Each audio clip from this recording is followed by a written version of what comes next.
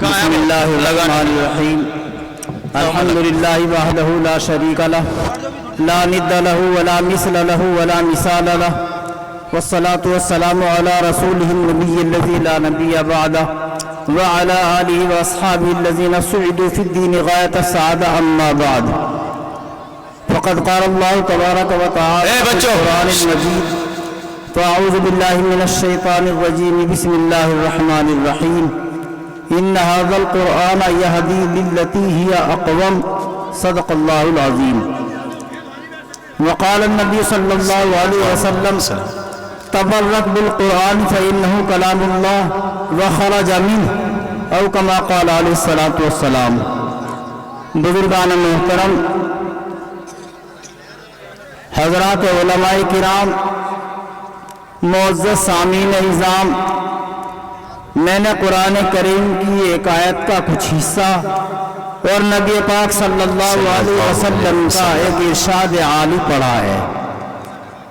ان کی روشنی میں مختصر سی باتیں عرض کرنی ہے. اللہ ہم سب کو سن کر عمل کرنے کی توفیق عطا فرمائے، آمین. اور بزرگ اور دوستو، حقیقت تو یہ ہے کہ اس وقت قرآن کریم کا ماحول اس پورے جلسے کے اوپر چھایا ہوا ہے. بے شک کیسے چھوٹے چھوٹے بچے سینے میں قرآن کریم کو محفوظ کیے ہوئے اور کہاں کہاں تک اس ادارے کا پیغام، آپ کا پیغام، آپ کے قصبے کا نام کہاں کہاں تک روشن کر رہے ہیں. یہ قرآن کریم ہی کی برکت ہے. آپ نے دیکھا قاری صاحب کو، یہ خوشی کے آنسو تھے. ان بچوں نے جو کامیابی حاصل کی ہے، قرآن کریم کو سینے میں بسایا ہے، اس کی محبت میں ان کے آنسو نکل رہے تھے. کتنے خوش ہیں یہ، اور یہ بچے کتنے خوش ہیں، ان کے ماں باپ کے لیے بھی خوشی کا مقام ہے. بہرحال اسی سلسلے میں یہ حدیث میں نے پڑھی ہے. نبی پاک صلی اللہ علیہ وسلم نے فرمایا تبرک بالقرآن، قرآن کریم سے برکت حاصل کرو. بھائی باتیں نہ کریں، مختصر وقت میں کچھ باتیں مجھے عرض کرنی ہے، زیادہ موقع نہیں ہے، عشاء کی نماز پہ بھی نہیں ہوئی ہے. رحمت عالم صلی اللہ علیہ وسلم نے فرمایا قرآن کریم سے برکت حاصل کرو. کیوں؟ فرمایا لِأَنَّهُ کلام اللہ، کیونکہ وہ اللہ کا کلام ہے. وَخَرَجَ مِنْهُ، اور اللہ کی ذات سے نکل کر آیا ہے. قرآن کریم اللہ کی مخلوق نہیں، اللہ کی صفت ہے. اور جس طرح اللہ کی ذات بے مثال لم یزل ولا یزال ہے، اسی طرح اللہ کی صفت بھی بے مثال ہے. اس لیے فرمایا اس سے برکت حاصل کرو. اور دلیل یہ دی گئی کہ یہ کلام اللہ ہے. لیکن بہت سے حضرات کے ذہن میں یہ بات آ جاتی ہے کہ کلام اللہ تو توریت بھی ہے جو حضرت موسیٰ علیہ السلام پر نازل ہوئی، اور کلام تو انجیل بھی ہے جو حضرت عیسیٰ علیہ السلام پر نازل ہوئی، اور کلام تو زبور بھی ہے جو حضرت داؤد علیہ السلام پر نازل ہوئی. لیکن ایسا نہیں ہے. یہ چاروں آسمانی کتابیں ہیں، لیکن قرآن کریم صرف اکیلی ایسی کتاب ہے جو کلام اللہ ہے. یہ اور کتابیں کلام اللہ نہیں ہیں. وجہ اس کی ہے کلام اس کو کہا جاتا ہے جس کے ذریعے سے کلام کیا جائے، تکلم کیا جائے، بولا جائے.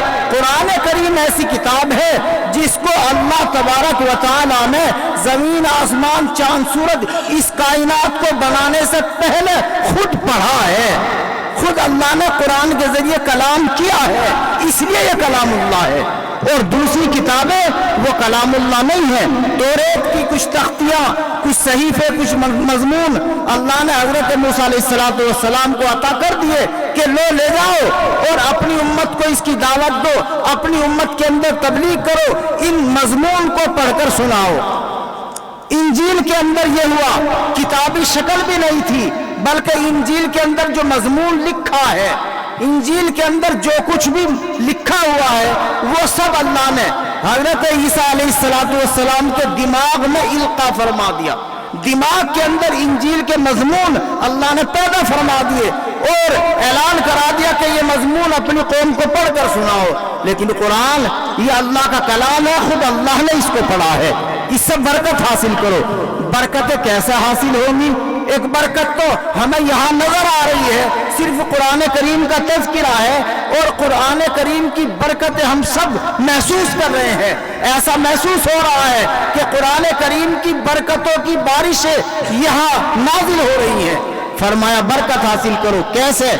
قرآن کریم کو پڑھ کر بھی برکت حاصل ہوگی، قرآن کریم کو پڑھا کر بھی برکت حاصل ہوگی، قرآن کریم کے معنی اور مطالب بیان کرنے سے بھی برکت حاصل ہوگی، قرآن کریم کو سننے سے بھی برکت حاصل ہوگی، اور اس سے بڑھ کر رحمت عالم صلی اللہ علیہ وسلم نے فرمایا النظر الی المصحف عبادت، قرآن کریم تو وہ کتاب ہے جس کی جانب نظر اٹھا کر دیکھنا عبادت۔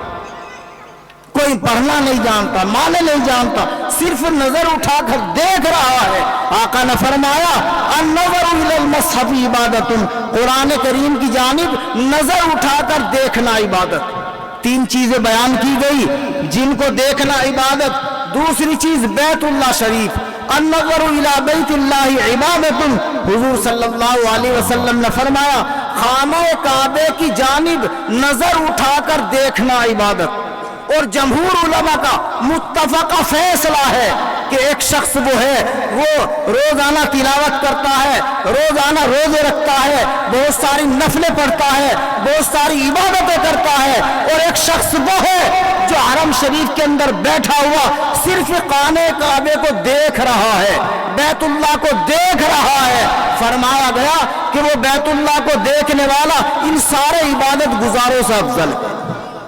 تیسری چیز النظر الی الوالدین عبادت، ماں باپ کی جانب نظر اٹھا کر دیکھنا عبادت ہے۔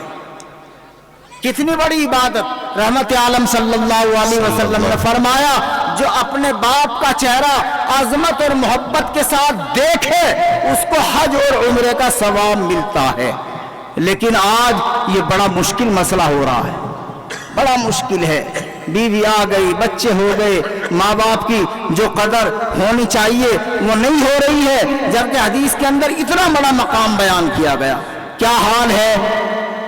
ایک بات یاد آئی، میرے پہلے پیر و مرشد حضرت مفتی محمود حسن گنگوہی نور اللہ مرقدہ اکثر افریقہ میں رہتے تھے، بہت سارے لوگوں نے آپ کے دست حق پرست پر اسلام قبول کیا، اور حضرت کا انتقال بھی وہیں ہوا۔ شہر ہے مشہور، سنا ہوگا جوہانسبرگ، وہاں آپ مدفون ہے، وہاں بہت سارے آپ کے بیانات ہوتے تھے۔ وہاں سے ایک بیان کیسٹ کے ذریعے یہاں آیا، میں 9 بجے پہ پڑھاتا تھا میرٹھ مفتی فاروق صاحب کے یہاں، کیسٹ پہلے چلتی تھی، ٹیپ ریکارڈ چلتے تھے، کیسٹ کے ذریعے وہ بیان آ گیا تو مفتی فاروق صاحب نے مجھ سے کہا کہ یہ کیسٹ چلا کر یہ بیان سنتے رہو، 2 لائن سن لیا کرو اور ان کو لکھ لیا کرو، پھر 2 لائن سن لیا کرو اور ان کو لکھ لیا کرو، تاکہ یہ حضرت کا بیان کتابی شکل میں آ جائے اور سب کو فیض پہنچ جائے۔ اس کو کتابی شکل دے دیں گے، پڑھنے والے پڑھتے رہیں گے، حضرت کا فیض پہنچتا رہے گا۔ میں وہ بیان سن رہا تھا، سنتے سنتے ایک واقعہ بڑا عجیب آیا جو میں آپ کو سنا رہا ہوں۔ واقعہ یہ آیا کہ ایک نوجوان تھا، اس کی شادی ہو گئی، شادی ہونے کے بعد ایک چھوٹا سا ماشاءاللہ اللہ نے بیٹا دے دیا۔ وہ بیٹا کچھ تربیت پاتا رہا، بڑا ہوتا رہا، 4-5 سال کا ہو گیا، اور اس نوجوان کے والد بوڑھے ہو گئے، کمزور ہو گئے، اور بڑھاپے کے اندر آپ جانتے ہیں کھانسی نزلہ وغیرہ یہ ہو ہی جاتا ہے۔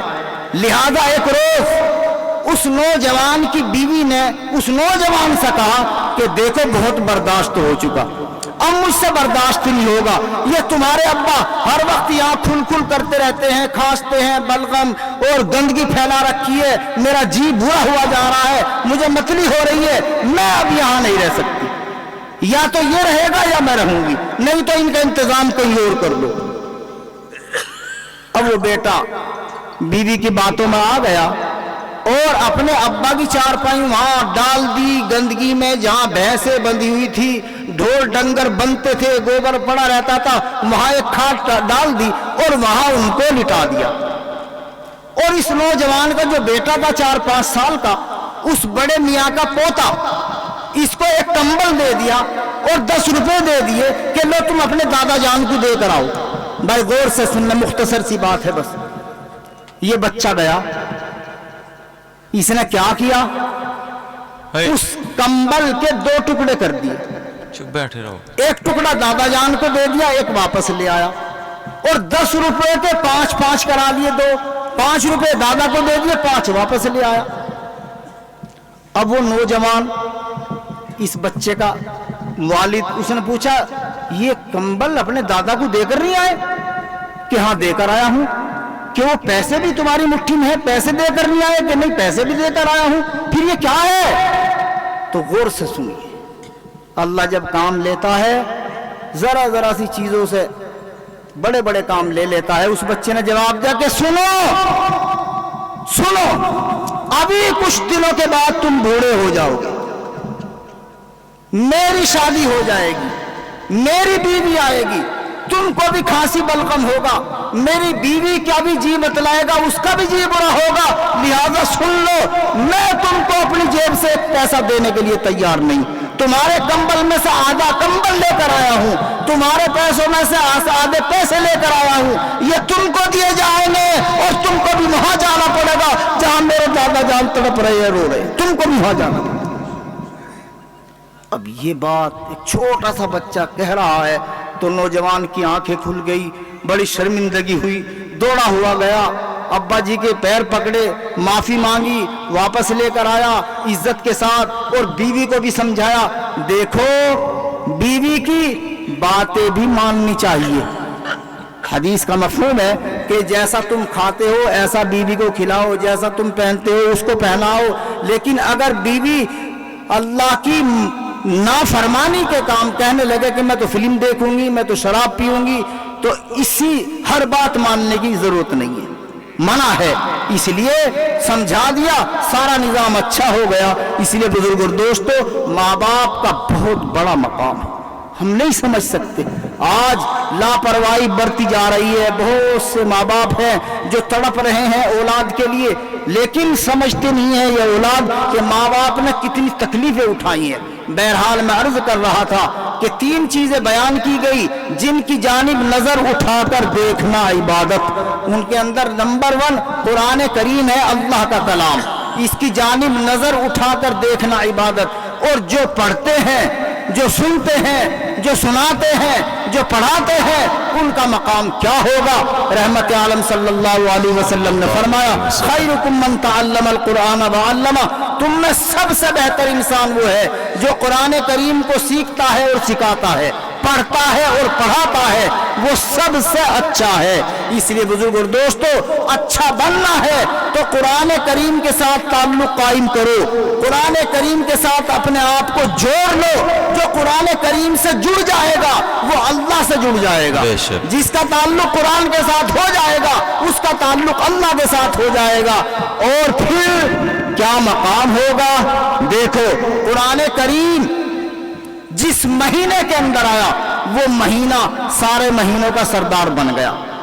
رمضان کا مہینہ، جس شبینہ میں یہ قرآن آیا وہ شبینہ مکرم بن گیا، جس سینے میں یہ قرآن آیا وہ سینہ مکرم بن گیا، جس مدینہ میں یہ قرآن آیا وہ مدینہ مکرم بن گیا. جہاں جہاں قرآن کریم کے ساتھ تعلق ہوگا وہاں اللہ تعالیٰ شان کریمی پیدا فرما دیں گے. میں مثال دیتا ہوں کبھی کبھی کہ اگر امام نہیں ہے اور نماز پڑھانے کے لیے کوئی موجود نہیں ہے، ایک چھوٹا بچہ ہے لیکن وہ بالغ ہے، اگر اس بچے کا ابا وہاں موجود ہو، دادا موجود ہو، چاچا موجود ہو، کوئی بڑا حاکم موجود ہو، وہ مصلی پر نہیں جائے گا، مصلی پر وہ بچہ جائے گا جس کے سینے میں قرآن کریم ہے. اچھا، اس لیے بزرگ اور دوستو وقت کم ہے، ایک مثال اور دے دوں میں، اس کے بعد حضرت تشریف فرما ہے پیر طریقت مولانا منیر صاحب مدرس دارالعلوم دیوبند، انشاءاللہ وہ ان کی دعا پر یہ اجلاس اختتام پذیر ہو جائے گا. ایک واقعہ دیکھو، ہمارا کوئی نوجوان ایک کپڑا خرید کر لائے، اپنا سوٹ بنوا لے اور اس کپڑے کی قیمت ہو 2000 روپے میٹر، تو وہ کتنے پیسوں میں اس کا سوٹ تیار ہوگا؟ پھر سلائی بھی اسی انداز کی ہوگی، لیکن کچھ دنوں تک وہ پہنے گا، 1 سال 2 سال 3 سال، پھر اس کے بعد وہ کپڑا پرانا ہو جائے گا تو اس کا کیا ہوگا؟ گھر کے اندر عورتیں اس کو پھاڑ کر چھوٹے چھوٹے بچوں کے کپڑے سی لیتی ہیں۔ ہوتا ہے نہیں ایسا؟ جو سینا جانتی ہیں کہ یہ کپڑا تو ٹھیک ہے پھٹا نہیں ہے، چلو چھوٹے بچے کا پاجامہ سی لیا، کرتا سی لیا، اور اگر کرتا پاجامے کے لائق نہیں ہے، کوئی چھوٹا ٹکڑا ہے، اس کا کیا کرتی ہیں؟ اس سے بچوں کا ناک صاف بھی کر دیتی ہیں، اس سے بچوں کے لیے پوتڑے بھی بنا لیتی ہیں، ہماری دیہاتی زبان، بچوں کا پاخانہ بھی اس سے صاف کر دیتی ہے کہ اب تو یہ گندا ہو گیا، ختم ہو گیا، حالانکہ وہ بہت قیمتی کپڑا تھا۔ میں دوسری مثال دے رہا ہوں، اس کے برخلاف اگر کوئی کپڑا معمولی 10 روپے میٹر کا، معمولی کپڑا 10 روپے میٹر، لیکن اس کا آپ نے قرآن کریم کا جزدان بنا لیا، دیہاتی زبان میں جیلے دان جسے بولتے ہیں، قرآن کا بستہ، قرآن کریم کا جزدان بنا لیا، معمولی کپڑا ہے، اس کے اندر قرآن کو رکھا، کچھ دنوں کے بعد وہ بھی پرانا ہو گیا، بوسیدہ ہو گیا۔ اب میں یہ پوچھنا چاہتا ہوں، جب وہ پرانا ہو گیا، کیا کوئی ایسی ماں ہے جو اس سے ناک صاف کرے؟ کوئی ہے جو اس سے پاخانہ صاف کرے؟ ہرگز نہیں۔ اس کا احترام ہے، وہ قرآن کریم کے ساتھ جڑا ہوا ہے۔ اس لیے بزرگ اور دوستو، قرآن کریم کے ساتھ جڑو، تعلق قائم کرو، جس کے اندر بھی قرآن ہوگا، محبت ہوگی، وہ مکرم بن جائے گا۔ اور فارسی کے ایک شاعر نے لکھا، گر تمی خواہی مسلمان زیستن، گر تمی خواہی مسلمان زیستن، نیست ممکن جز بقرآن زیستن۔